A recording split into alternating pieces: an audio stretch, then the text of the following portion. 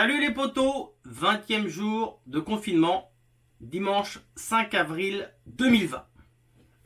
Jour du Seigneur. Tu qu'à arrêter de raconter des conneries. Donc comme d'habitude, en confinement à la maison, ça commence à être fatigant quand même. Honnêtement, ça commence à être fatigant, surtout quand on voit le nombre de conneries sur les réseaux sociaux qu'on peut lire. C'est un truc de fou. C'est fatigant. Enfin. C'est pour ça que moi je vais essayer de vous parler de tout, sauf de ce coronavirus. Le virus, on va l'oublier pendant cette petite vidéo. Allez, tout de suite, je regarde les commentaires de la vidéo précédente. Donc j'ai Matt qui m'écrit « Salut, j'ai 15 ans et j'aimerais des conseils sur le choix d'un quad. Je ne sais pas du tout quel type de machine prendre. Il y en a beaucoup. Alors avec un budget de 1000 €, c'est possible d'avoir des conseils. » Alors Matt, à 1000 €, tu vas pas avoir grand chose si ce n'est une épave. Donc commence pas à regarder les Raptors qui sont hors de prix ou voilà. Moi, honnêtement, pour 1000 €, débrouille-toi de te trouver. Alors, sous réserve qu'il y ait quelqu'un autour de toi, ton père, ton oncle ou un copain qui s'y connaissent un peu en mécanique quand même, pour assurer la survie de la machine. Essaye de te trouver un 125 brise Yamaha. Alors, c'est moche, mais c'est franchement le top. Je m'explique. Les 125 brises Yamaha ont été fabriqués, conçus à l'époque pour faire du quad de location. C'est des trucs indestructibles. Franchement, si tu peux te trouver un petit 125 brises en pas trop mauvais état, c'est le top. C'est du 4 temps, une petite vidange de temps en temps, une petite filtre à changer, c'est le top. Franchement, en 4 temps, c'est la machine que je te conseille. Que tu mesures 1m50 ou 1m80, tu es à l'aise dessus. Il y a une grosse selle, confortable. Tu peux aller dans la boue, t'es protégé. Franchement, 15 ans, voilà. Alors il y en a qui vont te dire, moi à 15 ans j'ai commencé avec un 700 Raptor. Oui. Tout le monde n'a pas ce budget-là. Et comme je le dis, c'est mieux de commencer avec une petite machine, y mettre la misère, et après passer à une grosse machine si vraiment vous avez envie. Donc en 4 temps, ça serait la machine que je te conseillerais. Ou alors, si tu veux du 2 temps, mais là, il faut vraiment avoir quelqu'un qui s'y connaisse un petit peu en mécanique, c'est un 200 Blaster. Voilà. Moi, je vais rester sur des machines Yamaha, des machines que je connais. Après, il y a tellement de machines que je peux pas te parler des machines que je connais pas. Donc pour 1000 €, honnêtement, le brise, tu peux trouver quelque chose à moins de 1000 € qui tourne. Voilà. Et le blaster, il y en a plein. Alors, mais bon, là, tu risques plus de tomber sur des, comme on dit, des merguez. Alors bon, si t'aimes que les saucisses, n'achète pas une merguez. Voilà. Donc, pour ce qui est de Matt, je t'ai répondu. Voilà. Et franchement, moi, j'en ai un 125 brises. J'adore cette machine. Franchement, marche avant, neutre, marche arrière, c'est super. Mon deuxième, je voulais lui en acheter un. Il a préféré un 90 Raptor. Bon, c'est vrai que esthétiquement, il n'y a pas photo. 90 Raptor, 125 brises, voilà. Tu vois les deux machines. Donc c'est vrai qu'il y en a une qui est plus jolie que l'autre. Mais honnêtement, c'est super costaud et c'est super bien la 125 brises. Franchement, moi je valide à 100%. S'il fallait choisir entre les deux machines qu'on me propose, des deux machines toutes neuves, je prends le 125 brises. Il n'y a pas photo.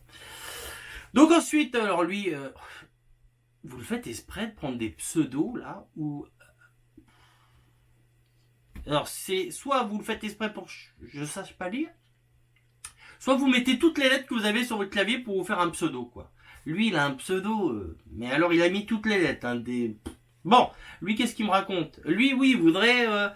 j'aimerais que tu me donnes des conseils, je voudrais acheter une copie de Piwi 80. J'hésite, tu peux me faire une vidéo et me dire les inconvénients, les choses bien, les... t'as l'original Piwi 80 et t'as la copie, donc c'est sûr que c'est forcément moins bien. Mais après, plus bas, tu me dis que toi, tu as trouvé apparemment pour 500 € une copie de Piwi 80 en caisse, si j'ai bien compris, dans le colis, qui a jamais eu d'huile, jamais d'essence dans le réservoir, donc ça voudrait dire une machine neuve.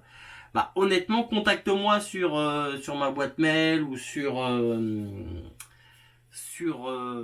la page Facebook de la Team 7W7 pour me parler de ce que c'est, parce qu'une copie de Piwi 80 à 500 € en caisse, moi je suis curieux de voir ça. Honnêtement, je suis curieux de voir ça.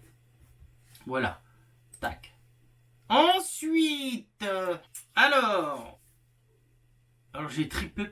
Je sais pas comment ça se prononce là, vos pseudos là, Tripup.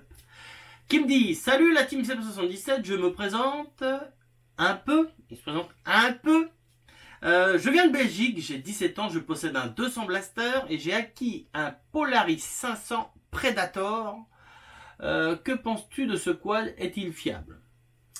Écoute, le Polaris 500 Predator, c'est déjà une machine qui date, puisque si je raconte pas de bêtises, les derniers sont sortis en 2007 ou 2008.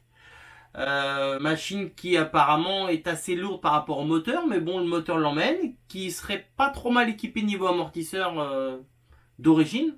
Il aurait des amortisseurs Fox, si je raconte pas de bêtises. Le problème, c'est tout ce qui va autour, quoi. C'est tout ce qui est autour. Tout ce qui va autour, les bagues d'étanchéité du train à vendre, les roulements, les rotules, tout ça, c'est made in China. Et donc, c'est de la merde. Alors, comme beaucoup de forums disent, une fois qu'on a changé tous ces roulements, toutes ces rotules sur le 500 Predator, c'est une machine qui est pas mal. J'en ai directement jamais eu perso de 500 Predator, mais après tout, pourquoi pas, hein, si le mec a déjà fait... puisque apparemment ils tiennent pas les roulements, donc si c'est un truc qui a déjà de la bouteille, automatiquement ils ont dû être changés. Si le mec il a fait ça propre, qu'il a monté du roulement SKF dessus, qu'il a monté des bagues de meilleure qualité, ça peut être pas mal. Honnêtement, ça peut être pas mal. Tac. Voilà. Ensuite, Sébastien Delmas qui me dit pourquoi t'achètes pas un SSV? Alors déjà, SSV quad, c'est pas le même prix. En restant dans des marques, hein, je parle. Ensuite, le quad, c'est une machine où tu es posé dessus, à tout moment tu peux sauter. Le SSV, c'est une machine où tu es dedans et tu es solidaire avec la machine. Tu es attaché avec le harnais dans la machine. Alors pas obligatoirement avec un casque, hein. Tu peux ne pas porter le casque dans le SSV, faut le savoir. Mais honnêtement, c'est un conseil. Parce que quand tu roules, ce que tu te prends dans la tronche, ouh ma maman, voilà. Donc, ou au moins des lunettes, quoi. Mais sinon, non. Mais t'es attaché. Donc déjà, c'est pas du tout le même produit. Un SSV, c'est beaucoup plus cher. C'est plus gros. Ça passe pas partout par rapport à un quad. Et puis c'est pas le même délire. Honnêtement, autant j'aime le quad, la glisse, le truc de pouvoir passer partout, de pouvoir descendre dessus à tout moment et remonter. Le SSV, t'es dedans, t'es attaché. Puis il y en a un, c'est un guidon, l'autre c'est un volant. Donc ça se conduit pas du tout pareil. Voilà. Après, moi qui est 100% Yamaha, quand je vois ce que Polaris fait, quand je vois ce que Yamaha fait, les Polaris sont magnifiques. Franchement, un 1000 Polaris, ça envoie mais du lourd de chez lourd déjà, mais c'est magnifique. Le Yamaha, je le trouve pas top. Esthétiquement, je le trouve pas top. À l'occasion, je pense que je pourrais faire une vidéo là-dessus pour comparer un petit peu les Polaris, les RZR Polaris contre les Yamaha, le YXZ1000R. Entrez tous. Les abréviations, tu sais, qui te mettent. Bon, là, c'est carrément le truc avec des vitesses au volant, les palettes, voilà. On n'est plus du tout déjà dans le même budget de véhicule, hein. Faut le savoir, entre un quad et un SSV. Mais après, c'est les machines de guerre. C'est les machines de guerre. Ça passe partout, les Polaris, là. Mais alors, je vous dis, ils les font grimper au mur. Faudrait que je cherche si ça intéresse du monde. Dites-moi en commentaire. Dites-moi en commentaire si vous voulez que je vous fasse une vidéo, un de ces quatre, sur les SSV, ce que ça peut faire et la grosse différence qu'il y a entre un SSV et un quad. Dites-le moi dans les commentaires et je verrai si je peux arriver à vous faire un truc à l'occasion. Mais il y a quand même pas mal à causer là-dessus. Donc ensuite.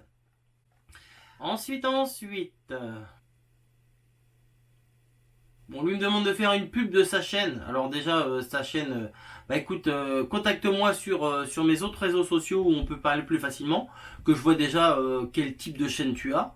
Hein, si c'est une chaîne de jeux vidéo, non, je vais pas te faire une pub d'une chaîne de jeux vidéo. Voilà. Pourquoi? Parce que je suis pas dans les jeux vidéo et des chaînes de jeux vidéo, il y en a 300 000. François qui me dit toujours au top, merci François. Nico 350 qui dit quoi? Qu'est-ce qu'il me dit? Afficher la réponse, je sais même plus ce qu'il me dit. Ouais, merci pour tes réponses. Les nerf bars, ah ouais, les nerf bars, je comprends même pas d'ailleurs que d'origine, quand on commercialise des quads, que ça soit pas équipé d'origine de nerf bar. Vous savez ce que c'est le nerf bar? C'est la pièce qu'il y a sur les côtés du quad au niveau de vos pieds. Si vous voulez, vous avez vos cale-pieds d'origine, hein, où vos pieds sont dessus, et c'est pour combler le vide qu'il y a devant les cale-pieds. Parce qu'en gros, si votre pied il rip et qu'il descend, c'est la cheville cassée ou le tibia cassé. Donc je comprends même pas que d'origine, ça soit pas obligatoire d'avoir des nerf bars sur les quads. C'est franchement ça, moi ça me fait peur quand si je dois essayer un quad et qu'il n'y a pas de nerf bar dessus, j'y pense. C'est un truc de fou, mais j'y pense. J'y pense à que mon pied pourrait ripper, alors que bon, il y a des gros. Souvent les cale-pieds sont c'est des trucs en ferraille, qu'on peut avoir du recul au niveau du pied. Mais j'y pense. Pourquoi? Parce que je l'invente pas. Hein. J'ai un de mes cousins qui avait un quad, hein, qui n'était pas équipé de nerf bar. Et puis un dimanche, là, quand tout le monde a bien mangé, bien bu, et qui commence à vouloir, tiens, vas-y, je vais sortir le quad et faire un tour. Ouais, sauf qu'il y en a un qui est pas habitué à faire du quad, et puis il a le pied qui glisse, et puis bing, et puis ça finit à l'hôpital, et puis voilà quoi. Faites chauffer le plat, allez on y va. Voilà, c'est ça. Donc pour moi, un quad c'est obligatoire avec des nerfs bars. C'est voilà, ça je suis 100% d'accord avec toi, Nico 350 là, Raptor. 100% d'accord avec toi. Je comprends même pas que ça soit pas obligatoire dès le départ. Ensuite.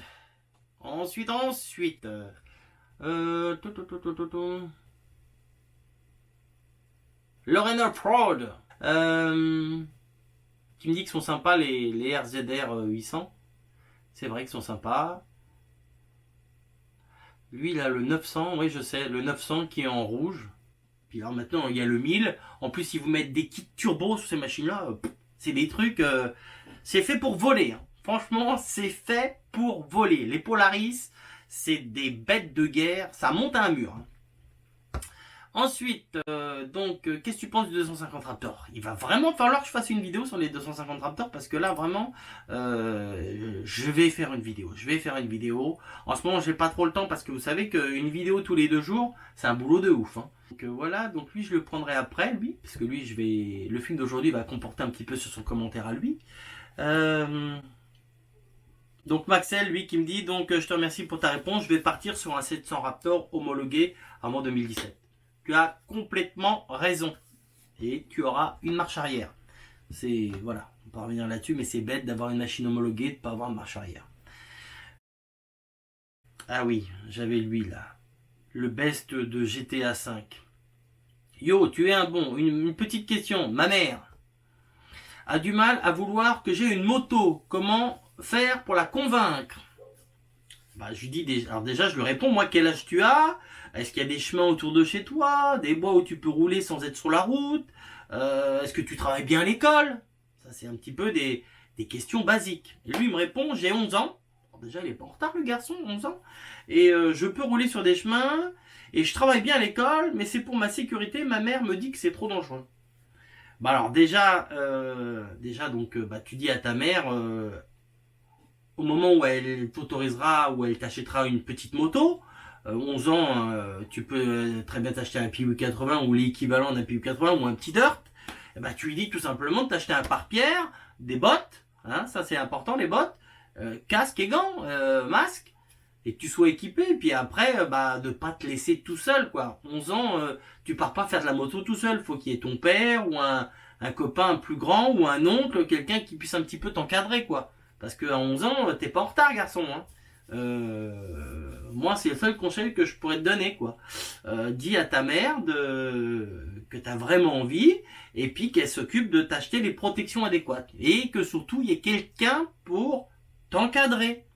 À 11 ans, tu fais pas de la moto tout seul comme ça. Tu es quand même... tes parents sont responsables de toi, donc tu fais pas n'importe quoi. Voilà le best du GTA V. Les pseudos de ouf. Ah, ça c'est... Ensuite, j'ai Gerdan 54, super les SSV. J'ai essayé le nouveau Yamaha YXZ 1000R avec les palettes au volant, une tuerie. Bon, j'imagine mon ami, ça doit être une tuerie. Le truc, tu dois te faire peur même quand tu ouvres à fond. Ensuite, ah, voilà, là j'ai Gayo Turbo. Gayo Turbo. Aujourd'hui, le film va tourner autour de ton commentaire. Mais c'est ça qui me plaît. C'est pour ça que je vous dis de me mettre des commentaires, parce que c'est à répondre à vos commentaires que je peux vous faire un petit film sympa. Enfin bon, ça c'est moi qui dis que c'est sympa. Après, c'est peut-être nul, c'est peut-être chiant, c'est peut-être lourd. Mais enfin bon, t'as que ça à faire, là, regarder les vidéos pendant le confinement. Donc tu prends ton paquet de chips, là, ton paquet de popcorn ou ton seau de popcorn, maman l'a été acheté, tu te mets dans le canapé, tu regardes tranquillement ta vidéo. C'est pas le plus dur hein, que t'as à faire. Enfin bon. Donc ouais. Où j'en étais moi. Gayo Turbo là. Gayo Turbo. Faudrait que tu m'expliques ce que ça veut dire ce pseudo là, Gayo Turbo. Enfin bon. Donc lui, il me met, c'est ça qui me plaît, des commentaires avec de l'humour, pas de prise de tête. Hein. Il y a bien assez de prise de tête dans la vie, en dehors et tout. Donc on essaye de faire une chaîne YouTube où il n'y a pas de prise de tête. Ça c'est la politique de ma chaîne. Pas de prise de tête. On n'est pas là pour se prendre la tête. Automatiquement, comme je dis, si vous voulez me prendre la tête, c'est squeezer direct. Hein, et puis voilà quoi. Et puis alors comme l'autre qui m'a sorti que c'est pas moi qui fais ma loi, bah si sur ma chaîne c'est moi qui fais ma loi. YouTube a une charte, on respecte sa charte, sinon bah la chaîne n'existe plus ou elle ne peut plus émettre. Et après sur la chaîne c'est moi qui fais ma charte de la politique que je veux de ma chaîne. Tu comprends? Donc j'essaie que ma chaîne soit dans les règles le plus possible. Voilà. Donc lui il me dit bonjour, j'ai un problème, j'ai un Solex. Hein, un Solex. Vous savez les petits trucs avec un petit moteur sur la roue avant. Un Solex. J'ai même d'ailleurs, pour ça je vous montrerai un jour, mais je l'ai pas ici et il n'est pas sur place. Un micron. Pour ceux qui connaissent un micron. Alors il y en a plein qui connaissent pas. Hein. Un micron, qu'est-ce que c'est? Bah je vous montrerai ça. Donc lui il me dit j'ai un problème, j'ai un Solex et je trouve qu'il ne marche pas aussi bien que mon 1000 GSXR. Peux-tu me conseiller? Merci. Alors là, écoute, Gayo Turbo, là, tu parles à un professionnel. Non, comme je dis, je ne connais pas tout. Arrêtez de... Je ne connais pas tout. Ça, je le dis et je le répète. Et on en apprend tous les jours. Donc là, moi, eh ben écoute, t'as un problème sur ton Solex, on va parler de ton Solex. C'est cool ça. Parce que tu sais quoi? Moi, j'ai participé à la 10e course de Solex de Vaux. Alors je sais plus comment ça se prononce ce truc là. Vaux-de-Lugny, c'est dans Lyon, dans le 89. Donc j'ai participé à cette course. On a fini sur le podium, malheureusement 3e position. Mais j'ai pas de vidéo. J'ai pas de vidéo parce qu'à l'époque, il n'y avait pas d'iPhone, il n'y avait pas de tout ça. Mais comme je suis quelqu'un qui, quand il te parle de quelque chose, a les images qui prouvent, aussi bien en vidéo qu'en photo, je me suis fait chier ce matin, hein, Gayo Turbo là, je me suis fait chier et j'ai pensé à toi. Donc ce que j'ai fait, j'ai cherché dans les albums photos parce qu'attention, il y a des archives ici. Hein. Il y a des archives. Et je parle pas des cassettes vidéo Super 8 ou ces machins là. Hein. Parce qu'il y en a plein là, ils savent même plus ce que c'est. Ils savent même pas ce que c'est. D'ailleurs, je vais vous montrer. Parce que ça, j'ai ça pas loin là. Ça là, par exemple, ces trucs là, vous connaissez pas là. Ce genre de petite boîte là. Là, ça, les 3/4 là, je suis sûr que le 3/4 de mes abonnés savent même pas ce que c'est ça. Ils ont jamais vu ce type de produit. Je sais pas si elle est floue ou pas là, si j'arrive pas à la mettre comme il faut. Les 3/4 connaissent pas ces petites caméras, ces petites cassettes là. À l'époque, dans nos caméscopes, on avait ça avant que ce soit du numérique.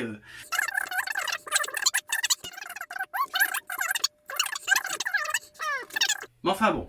Donc pour revenir à ce que je te disais concernant la course de Solex, je vais pas te montrer de vidéo puisque j'en ai pas, mais je vais te montrer des photos. Voilà, donc ce matin j'ai pensé à toi, je me suis fait chier à sortir les photos dans les albums, les poser, faire une photo avec mon iPhone, et puis couper après la photo pour la repasser dans l'ordinateur et pour te les montrer. Voilà, donc moi je vais regarder là parce que je vais te les commenter en même temps. Et je vais te les faire apparaître ici. Donc je les mets ici, là. Pourquoi? Parce que si je les mets en plein écran, ça va pas être beau, je pense. Tu sais, une photo qui a été prise en photo, c'est pas ce qu'il y a de mieux. D'accord? Donc, là, je te montre la première photo, là. Regarde bien. Hein? C'est pour toi, là. Gayo Turbo. C'est pour toi, dédicace. Donc, première photo. Oui, alors là, tu vois, ça avait beau être en quelle année, ça? C'était en quelle année que j'ai fait ça? En 99. En 99, j'ai fait cette course. Le 6-6-1999. Oui, je sais, il y en a beaucoup qui n'étaient pas nés. Oui, je sais. C'était juste la période après les dinosaures. Ouais, juste avant, il y avait les dinosaures, puis après, il y avait nous. Hein. Donc, première photo que tu vois ici. Alors là, oui, c'est moi. C'est moi le pilote du dimanche. Bah oui, parce que le 6-6-1999, ça devait être un dimanche. Tu sais, c'est des petits patelins comme ça, quand ils organisent des trucs, c'est le dimanche, souvent. Donc, je suis un pilote du dimanche. Donc voilà, équipé des braqueurs que vous avez reconnus là. Hein. Donc voilà, donc moi habillé, vous voyez la sécurité, hein, tout habillé en cuir de A à Z.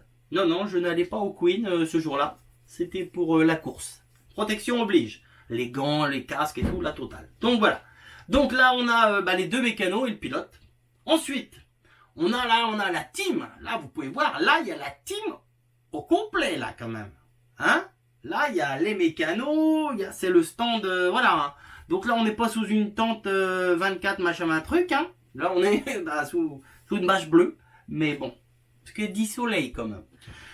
Donc tout le monde est autour de mon super Solex de compétition. Attention! Donc voilà la bête. Voilà.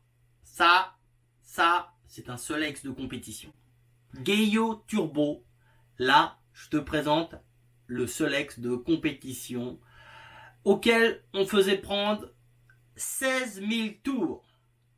Cette petite machine, ce petit de temps, qui est aux conditions de la course où on peut modifier tout ce qu'on veut sur le Solex. Tout, tu pouvais tout modifier sur le Solex, sauf la cylindrée. Tu dois rester en cylindrée d'origine. Ce Solex-là, on lui faisait prendre 16 000 tours.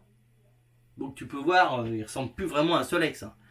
Pour ceux qui connaissent, vous pouvez voir le carbu de tronçonneuse, petit échappement à détente, comme on avait sur nos 103 et nos 51 et tout, pour ceux qui ont connu les mobilettes. Donc voilà. Donc là, franchement. Donc la poignée, là vous la voyez pas la poignée. Vous la voyez pas. Donc bon, il y a une poignée. La poignée de droite, là, vous voyez, c'est le frein, bien sûr. Hein. La poignée rouge, en vrai, c'est pas le frein. La poignée rouge, c'est tout simplement pour faire monter et descendre le moteur. Parce que d'origine, vous savez, un Solex, on pose le galet moteur qui entraîne la roue pour avancer. Bah là, on a un système sur la poignée rouge là, un système qui fait monter et descendre le moteur. Donc si vous voulez, à partir du moment où je lâche la poignée, le moteur est en appui sur la roue. Dès que je serre, tac, il me le monte. C'est-à-dire, à quoi ça sert? Bah, dans les courbes, ou pour repartir, vous remontez un petit peu votre moteur, il prend plus vite des tours et whoop, ça repart. Je peux vous dire, 16 000 tours, wouh, ça chante. Ça chante. Donc ensuite, voilà, donc là, c'est pendant la course. Là, vous pouvez voir la petite voiture verte, là. C'était mon bolide, hein. C'était mon bolide de l'époque. Tiens, je vous mettrai une photo après. Je vous montrerai une petite photo de ma Golf. Et je vous 2-3 petits mots concernant cette voiture. Donc voilà. Donc tout ça pendant la course, bien sûr. Donc au bout d'un moment, problème mécanique. On revient au stand. Donc là, les mécanos sont tous autour. On déculasse, hein. Le gros moteur, on le déculasse. Diagnostic, un trou dans le piston. Un trou dans le piston, ça s'invente pas. Hein. Voilà, problème d'autocombustion, je pense, ou boum, un trou dans le piston. On remonte tout ça, on met un piston neuf et ça repart. Et on finit la course. Malheureusement, une deuxième fois, on casse le moteur. Donc je finis la course en poussant la machine avec mon pied. Et on arrive quand même au classement, troisième au classement. Nous, on était à 300% des amateurs. Hein. Il y avait des mecs qui avaient des machines. C'est dommage que j'ai pas fait de photos des autres machines. Bon, en même temps, je pouvais pas tout faire. Hein. Je pouvais pas piloter ce super Solex de compétition et être sur les stands à faire des photos. Mais il y en a qui avaient des Solex, mon ami. Il y a des passionnés là-dessus. Truc de fou. Enfin, voilà quoi. Donc, c'était ce qui concerne le Solex. Voilà. Alors comme on va rester dans le vintage, hein, on va rester dans le vintage, comme on dit, je vais vous montrer un petit peu les premières motos que j'ai commencé à bricoler. Je parle pas des mobylettes, hein. Il y avait toute une série de mobylettes avant. Aujourd'hui, je vais pas vous faire apparaître les mobylettes, mais je vais vous faire apparaître un petit peu les premières motos que j'ai modifiées et que j'ai eues, puisque actuellement depuis quelques années est venue la mode du est revenue la mode du super motard. Le super motard, qu'est-ce que c'est? C'est une moto d'enduro, souvent transformée avec des roues d'une moto de piste, avec des pneus taille basse, moins de crampons, et puis voilà, quoi. En schématisant. Donc, mes premières motos, c'était ça. Voilà. C'était ça. Donc, vous pouvez voir... déjà, c'était que des machines bleues, hein, pour information. Donc, comme d'hab, hein, on en achète plusieurs, on démonte, on soude, on machin, pour en refaire une. Donc là, voilà, ça découpe. Voilà, avec plusieurs, on en refait une. Là, elle est entièrement remontée d'origine, hein. Donc là, vous pouvez voir les clignotants, c'est The Clignotant, hein. Le clignotant, il fait 8 cm sur 8 cm, hein. Quand tu l'allumes, ça t'augmente pratiquement le régime du moteur, hein, quand ça clignote. Donc des 600 XT comme ça, j'en ai eu plusieurs.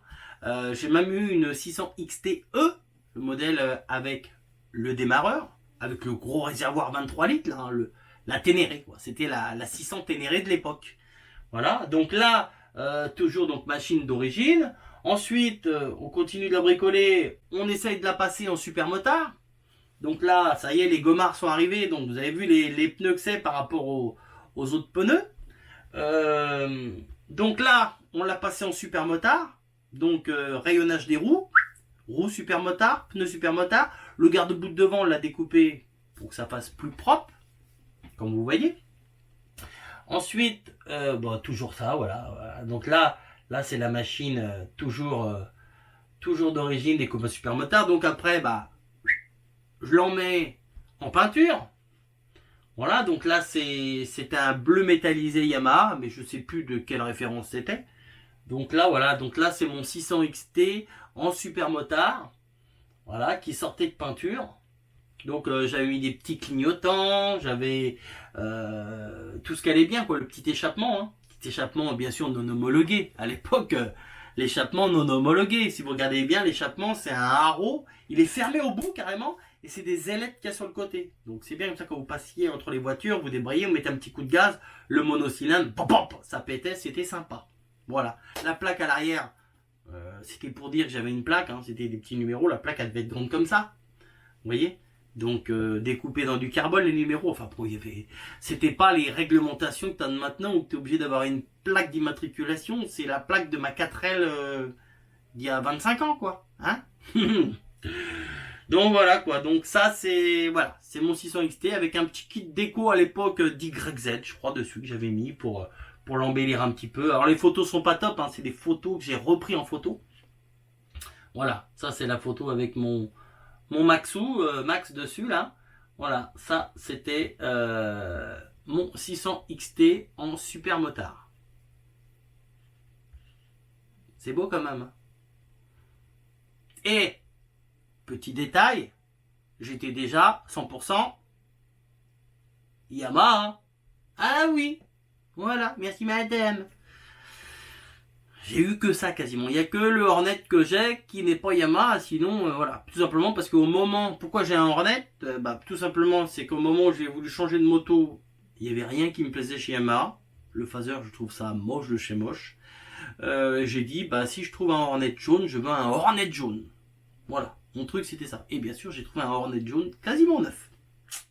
Donc voilà. Donc oui, pour en venir, donc je vous ai dit que j'allais vous parler de... à un moment, on a vu une photo, celle-là, là, voilà. C'est là où on voit une petite voiture verte, là. Qu'est-ce que c'est, cette petite voiture verte? C'est ma Golf 3 Turbo D, que j'ai eu pendant 15 ans, mais je l'ai fait changer de couleur.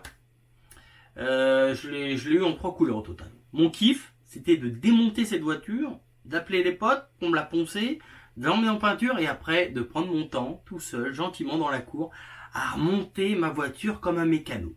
Donc si ça vous intéresse à l'occasion de voir cette voiture-là, ça c'était ma voiture, qui est même passée dans GTI Mag, Boost Tuning, dans tous ces magazines-là à l'époque. Cette voiture-là, les vidéos, ça va être dur, parce que si c'est sur des cassettes comme ça va peut-être être compliqué. Mais j'ai des tonnes de photos. Alors cette voiture, je l'ai eue au départ, je l'ai rachetée à ma tante et à mon oncle en noir. Je l'ai transformée en vert comme ça, et après je l'ai retransformée d'une autre couleur. Voilà. Donc si à l'occasion ça vous intéresse de voir la petite vie de cette voiture là, parce que peut-être que plein de gens ont vu cette voiture, hein. Y a plein de gens qui ont vu cette voiture, je pense, parce que bon, vous la croisiez une fois la voiture, vous savez que vous l'aviez déjà vue, hein. Verte comme ça à l'époque, il n'y avait pas beaucoup de voitures qui étaient vertes comme ça, hein. Comment j'ai fait cette couleur? Je vous explique. J'ai pris une canette à l'époque de Genie. Oula, j'avais oublié que j'avais encore du café là-dedans. Doucement, Seb. Doucement avec ta drogue. Donc j'ai été... bon, c'était des spécialistes, des gars en peinture qui faisaient que ça. Changer les teintes de voiture. C'est pas le carrossier qui avait l'habitude de peindre d'une aile. J'ai démonté entièrement la voiture, j'ai emmené une canette de Genie. Pour ceux qui ont connu cette boisson, je ne sais même pas si ça existe encore, le Genie. Et la couleur de la canette de Genie commençait du jaune, allait au vert, enfin c'était tout un dégradé. Et donc je dis au gars, je voudrais à peu près ce vert là. Pas ce vert, hein. Ça c'est une tasse, c'est pas un vert déjà. Mais la couleur verte. Ça c'est bleu cerise. Donc il a pris sa machine, clac, il l'a flashé, il l'a rentré dans son ordinateur, il m'a fait un échantillon. Et là il m'a sorti un vert flash. Un vert style, parce que c'était pas le vert style Kawasaki, vous savez ce fameux vert que si j'avais une Kawa c'était obligé, ça aurait été en vert que ça aurait été, ce fameux vert magnifique là. Et là j'ai dit are you ready, vert comme ça. Et là donc j'ai remonté cette voiture là, vert pomme, vert flash, je sais pas, enfin voilà. Et voilà, ça c'était mon bolide. Voilà, donc s'il y en a qui veulent voir un peu la vie de cette voiture, à l'occasion, je dis bien à l'occasion, parce que là il y a de la photo grave. Je vous ferai peut-être un petit film dessus. S'il y en a que ça intéresse de voir ma Golf entièrement démontée, poncée, changer de couleur. Enfin bon, c'était mon petit joujou. Voilà. Donc pour aujourd'hui, j'arrête de parler, j'arrête de parler. Hein, je vous mets une petite vidéo de 2 minutes là. Hein, c'est juste pour se détendre un petit peu cette vidéo.